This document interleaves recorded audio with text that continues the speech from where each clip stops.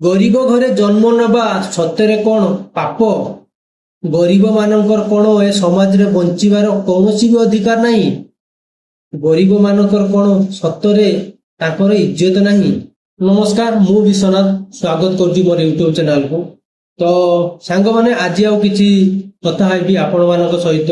ଆଗ ଭିଡ଼ିଓରେ ଆପଣମାନେ ଜାଣିଥିଲେ ମୁଁ କେମିତି ମୋ ନିଜ ଜୀବନର ଆଗକୁ ଆସିଥିଲି, ମୋ ଘର ପରିବାର କେମିତି କିଛି ଆପଣମାନଙ୍କୁ ଜଣେଇଥିଲି। ଆଜି ମୁଁ କିଛି ଏ କଥା କହିବି ଯେ ମୁଁ ମୋ କ୍ୟାରିୟର କେମିତି ଷ୍ଟାର୍ଟ କଲି, କୋଉଠୁ ଷ୍ଟାର୍ଟ କଲି, କ'ଣ ହେଇଥିଲା କ'ଣ ନାହିଁ, ସେ ବିଷୟରେ ମୁଁ କଥା କହିବି ଆପଣମାନଙ୍କ ସହିତ। ତ ଚାଲନ୍ତୁ ଭିଡ଼ିଓଟା ଆରମ୍ଭ କରିନେବା। ଆଗକୁ ଯିବା ଆଗରୁ ଗୋଟିଏ କଥା କହିବି, ତ ସାଙ୍ଗମାନେ, ଆପଣମାନଙ୍କୁ ଯଦି ଭିଡ଼ିଓ ଭଲ ଲାଗୁଥାଏ ତ ସବସ୍କ୍ରାଇବ ଲାଇକ୍ ନିହାତି ଭାବରେ କରିବେ ଏବଂ କମେଣ୍ଟ କରି ଜଣେଇବେ ଆପଣମାନଙ୍କ ସହିତ କ'ଣ ଏମିତି କେବେ ଘଟିଛି କି ଘଟି ନାହିଁ। ତ ଚାଲନ୍ତୁ ଭିଡ଼ିଓ ଆରମ୍ଭ କରିବା। ତ ସାଙ୍ଗମାନେ, 2012 ମସିହାରେ ମୁଁ 10th ଏକ୍ଜାମ ଦେଇଥିଲି। 2012 ପରେ ମୁଁ ଆଉ ମୋ ଲାଇଫର ପଢିବା ପାଇଁକି ମୁଁ ଆଗକୁ ବଢି ନାହିଁ, କାହିଁକି ନା ଗରିବ ଘର ପିଲା, ସେତିକି ସମର୍ଥ ନଥିଲା ଆଗକୁ ପଢିବା ପାଇଁକି। ବାପାଙ୍କର ଯୋଉ ଆର୍ଥିକ ପରିସ୍ଥିତି ଥିଲା ତାକୁ ଦେଖିକି ମୁଁ ମୋ ନିଜ ତରଫରୁ ମୁଁ ପଢା ବନ୍ଦ କଲି। କିନ୍ତୁ ଘରେ କହିଥିଲେ ଯଦି ତୁ ପଢିବା ପାଇଁ ଚାହୁଁଛୁ ତୁ ପଢ, କିନ୍ତୁ ମୁଁ ଜାଣିଥିଲି ମୋ ବାପାଙ୍କର ପରିସ୍ଥିତି କ'ଣ, ସିଏ ଟଙ୍କାଟେ ଖର୍ଚ୍ଚ କରିବା ସମର୍ଥ ତାଙ୍କର ନଥିଲା। ତ ମୁଁ ମୋ ନିଜ କ୍ୟାରିୟର ଆରମ୍ଭ କଲି 2012 ପାଖରୁ।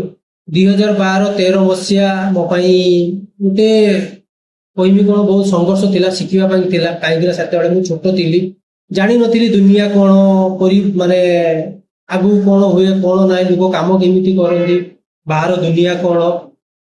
ତ 2012 ମସିହାରେ ପ୍ରଥମ ଥର ମୁଁ ହାଇଦ୍ରାବାଦ ଯାଇଥିଲି, ଯାହାକି ମୁଁ ଟ୍ରେନର କେବେ ବସି ନଥିଲି କି ଟ୍ରେନ କେବେ ଦେଖିନଥିଲି। 2012 ମସିହାରେ ପ୍ରଥମ ଥର ଟ୍ରେନ ଦେଖିଲି ଏବଂ ଟ୍ରେନରେ ବସିଲି, ଏବଂ ସିଏ ବି 2000 କିଲୋମିଟର ଟ୍ରେନରେ ବସିକି ଯାତ୍ରା ଆରମ୍ଭ ହେଲା ହାଇଦ୍ରାବାଦରେ ମୋ ଗାଁ ଲୋକ କିଛି ରହୁଥିଲେ, ତ ସେମାନଙ୍କ ସହିତ ମୋ ମା ଯୋଗାଯୋଗ କରିକି ମତେ ହାଇଦ୍ରାବାଦ ବଟେଇଲା। ତାର ଜିନିଷ ପତ୍ର କିଛି ବନ୍ଧା କୋଉଠି ରଖିକି ବି କ'ଣ କରିକି ମତେ ବଟେଇଲା। ମୁଁ ସେମାନଙ୍କ ସହିତ ଗଲି ଏବଂ 8-9 ମାସ ମୁଁ ହାଇଦ୍ରାବାଦରେ କାମ କଲି।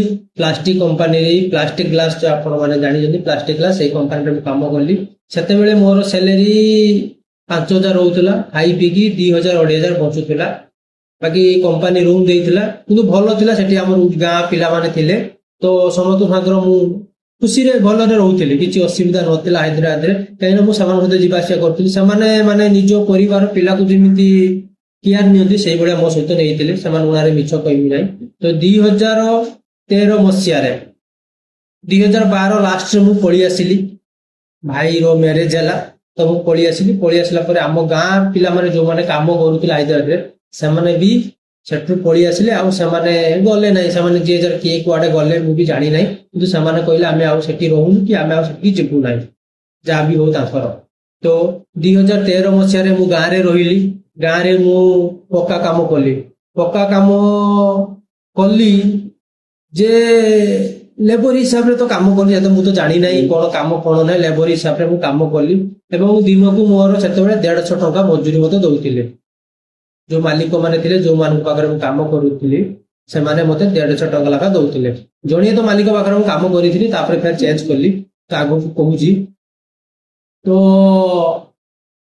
କାମ କରିବା ଭିତରେ ମୁଁ ଗୋଟେ ବର୍ଷ କାମ କଲି।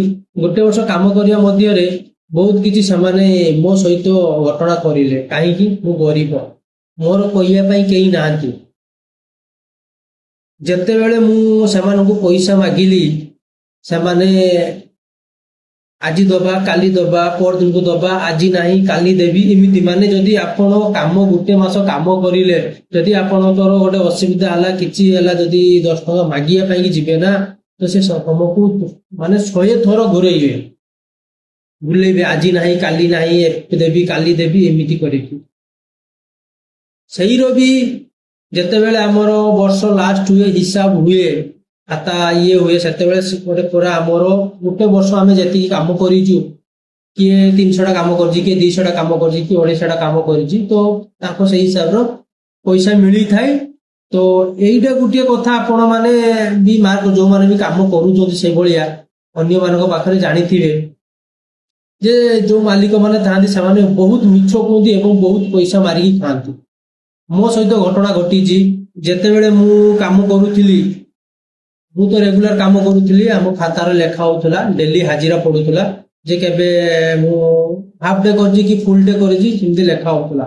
କିନ୍ତୁ ମୋ ହିସାବରେ ମୁଁ କାମ ଫୁଲ କରୁଥାଏ, କାହିଁକିନା ମୁଁ ଜାଣିଛି କାମ ନ କଲେ ଭାଇ ଖାଇବା ପାଇଁ କେହି ଦବନି, ଘରର ପରିସ୍ଥିତି ସେଭଳିଆ ନୁହେଁ ଯେ ଆମେ ବସିକି ଖାଇବୁ। ତ ମତେ ଯିଏ ବି ଡାକୁଥାଏ ମୁଁ ଚାଲି ଯାଉଥାଏ। ଆଉ ଲେବର ମାନେ ଜାଣିଛ, ଲେବର ମାନଙ୍କ ସେତେବେଳେ ଚାହିଦା ଅଧିକ ଥିଲା, ସମସ୍ତେ ଲେବର ମାନଙ୍କୁ ନେଇକି ଯାଉଥିଲେ। ମିସ୍ତ୍ରୀ ନହେଲା ନା ଲେବର ଯିବ, ମାଟି ଖୋଳିବ, କୋଉଠି ଇଟା ବୋହିବ, କୋଉଠି ଘାସ ପଡେଇବ, କଣ କଣ କରିବ, ସେ ବିଭିନ୍ନ ପ୍ରକାର କାମ ରହୁଥାଏ। ତ ମୁଁ ଯାଇକି କାମ କରୁଥାଏ। ଆମେ କାମ କରିବା ଭିତରୁ ସେମାନେ ମାଲିକ ମାନେ ଏମିତି ମାନେ ପଇସା ମାରୁଥାନ୍ତି ନା, ମୁଁ ତାର ଉଦାହରଣ ଦଉଛି ଶୁଣନ୍ତୁ।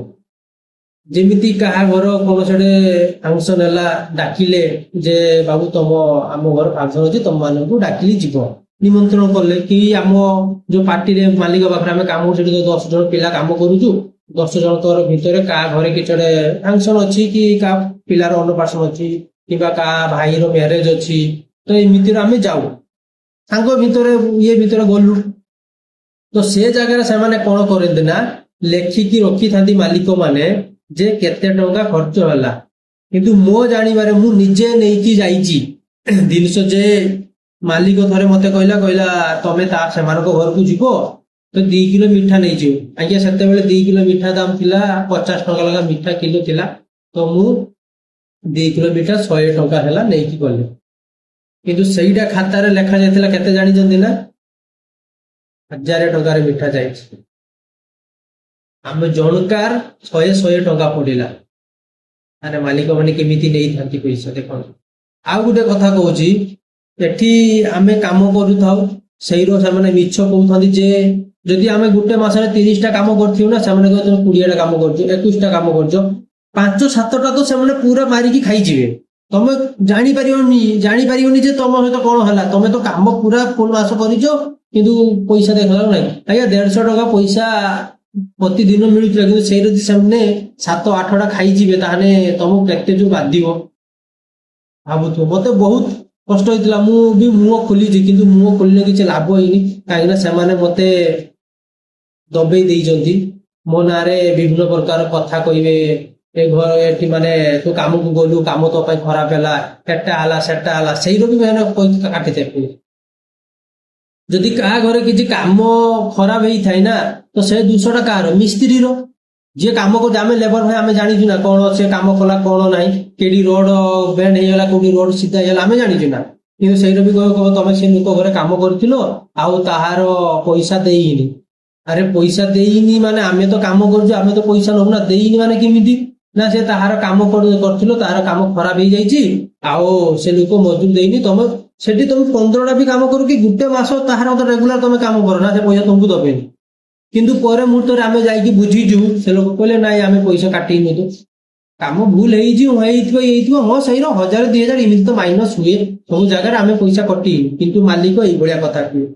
ତ ଏଇଭଳିଆ ହେଇକି ସେମାନେ ପଇସା କାଟି ଦଉଛନ୍ତି। ମାନେ